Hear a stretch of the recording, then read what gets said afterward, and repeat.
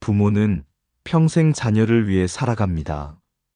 아이가 처음 걸음을 떼던 날부터 사회로 나아가기까지 부모의 삶은 늘 자녀와 함께였으며 그 여정은 때로 기쁨이었고 때로는 눈물과 침묵의 시간이었습니다. 그러나 인생은 끝을 향해 흐르고 부모 또한 언젠가 이 세상을 떠나야 합니다. 부처는 말했습니다.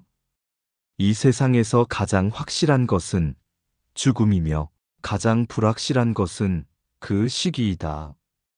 그렇다면 부모로서 남은 시간 동안 자녀에게 무엇을 남겨주어야 할까요?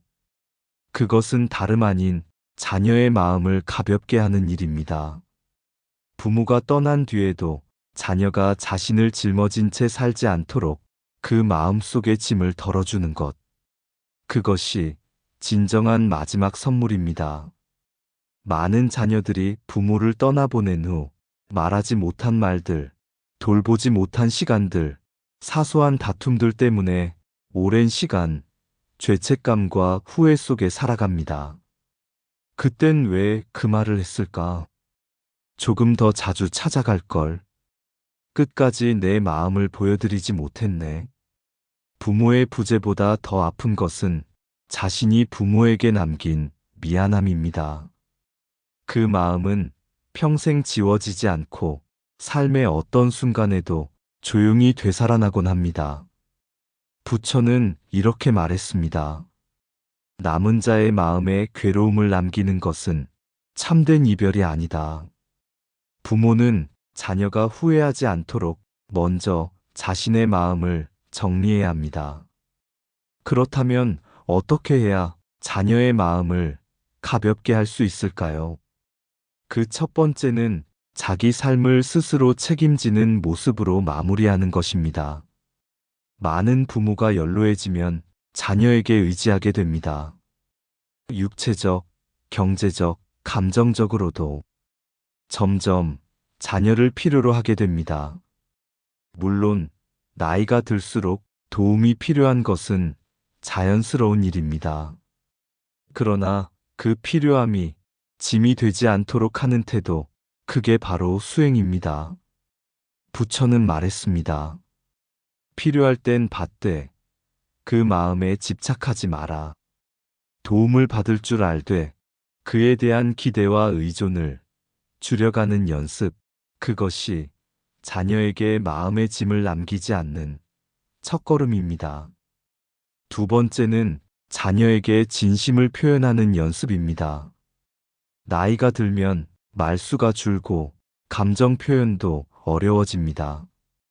부모는 늘 자녀를 생각하지만 정작 그 마음을 자녀는 모릅니다. 그 애는 알겠지. 굳이 말 안 해도 다 느낄 거야. 하지만 아닙니다.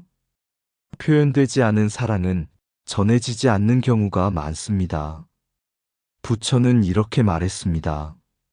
말하지 않은 자비는 묵은 감정이 되어 남는다. 남은 시간 자녀의 손을 한 번 더 잡아주시고 마음을 전해보십시오. 내가 너를 참 사랑한다. 너를 자랑스럽게 생각한다. 이 짧은 말 한마디가 자녀에게 평생의 위안이 됩니다. 세 번째는 자신의 삶에 대해 스스로 평화롭게 정리하는 일입니다. 많은 부모가 자신의 삶에 아쉬움, 억울함, 미련을 남깁니다. 그 감정은 그대로 자녀에게 전해집니다. 내 인생은 불행했어. 나는 늘 희생만 했어. 나는 한 번도 나를 위해 살아본 적이 없어. 이런 말들은 자녀의 마음에 깊은 짐을 남깁니다. 그들은 나중에도 부모의 삶을 대신 짊어지고 살아가려 합니다. 하지만 부처는 말했습니다. 자신의 괴로움을 놓아야 다른 이의 삶도 자유로워진다. 부모는 자신의 과거를 받아들이고 자기 삶을 충분했다고 인정할 수 있어야 합니다. 이만하면 잘 살았다. 이 삶으로 나는 괜찮다. 이 말은 자녀에게 이렇게 들릴 것입니다. 나는 너에게 아무런 짐도 지우지 않을 거야. 네 번째는 용서를 전하는 일입니다. 부모와 자녀 사이에는 말 못한 상처들이 남아 있습니다. 말다툼, 실망, 서운함, 혹은 평생 하지 못한 오해나 단절. 이런 마음은 말없이 가족 안에 고여 있습니다. 그리고 부모가 떠나고 나면 자녀의 마음 속에서 상처가 되어 남습니다. 부처는 이렇게 말했습니다. 마음속 응어리를 풀기 전엔 누구도 자유로울 수 없다. 자녀에게 조용히 말해 주십시오. 예전에 내가 상처 줬다면 미안하다. 나는 너를 이해하려 애썼다. 그동안 고맙다. 이 용서와 감사의 말은 서로의 마음을 놓이게 하고 이별 이후의 시간을 조금 더 부드럽게 만들어줍니다. 다섯 번째는 자녀의 삶을 끝까지 믿어주는 것입니다. 부모는 자녀가 몇 살이 되어도 걱정합니다. 잘 살고 있는지, 외롭지는 않은지, 무리하고 있지는 않은지. 그래서 끝까지 이야기를 조심스럽게 꺼내고 잔소리인지 조언인지 모를 말을 작게라도 남기게 됩니다. 하지만 자녀가 끝까지 기억하는 말은 걱정이 아니라 신뢰입니다. 넌 잘할 거야. 지금처럼만 살면 돼. 난 네가 믿음직스럽다. 이 짧은 문장 하나가 자녀의 인생 후반부에 등이 되어줍니다. 부처는 말했습니다. 믿음은 마음의 그림자를 거두는 빛이다. 부모가 자녀에게 남길 마지막 말이 있다면 그것은 끝까지 자녀를 믿는 말이어야 합니다. 삶이 끝나갈수록 부모는 많은 생각에 잠기게 됩니다. 내가 좋은 부모였을까? 내가 이 아이에게 무엇을 남긴 걸까? 혹시라도 이 아이가 나로 인해 마음에 무거운 짐을 지지 않을까? 이러한 질문들은 당신이 얼마나 자녀를 사랑했는지를 보여줍니다. 그 사랑은 말이 없어도 함께하지 못한 날이 많아도 세상 그 무엇보다 깊은 정이었을 것입니다.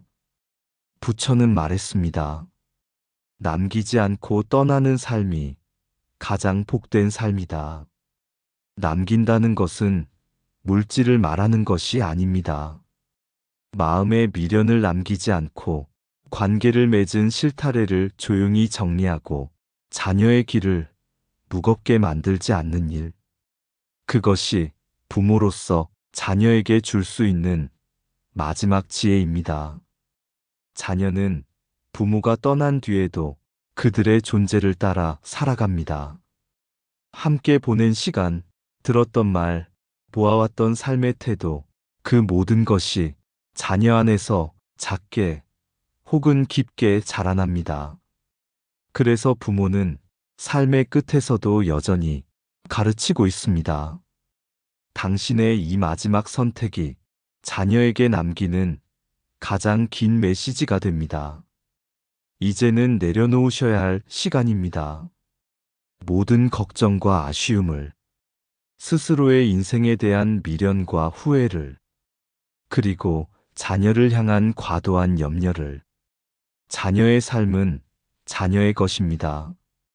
부모는 다만 그 여정의 따뜻한 출발점이자 마음속에서 늘 등을 토닥여주는 조용한 응원이면 됩니다. 부처는 이렇게 말했습니다. 모든 존재는 스스로 길을 가야 하며 깨달음은 누구도 대신해 줄 수 없다. 그러니 이제는 자녀가 자기 길을 걸을 수 있도록 그 마음을 놓아주셔야 합니다. 자녀는 부모가 떠난 날을 슬픔만으로 기억하지 않기를 바랍니다. 나는 괜찮다고 말하고 이제 너는 내 길을 가라고 이야기해 준다면 자녀는 더 이상 뒤를 돌아보지 않고 앞을 향해 걸어갈 수 있습니다. 그 뒷모습을 보며 자녀는 이런 마음을 갖게 될 것입니다. 우리 부모는 참 괜찮게 떠나셨다. 그래서 나도 괜찮게 살아갈 수 있을 것 같다. 이것이야말로 부모가 자녀에게 남길 수 있는 가장 빛나는 마지막 선물입니다.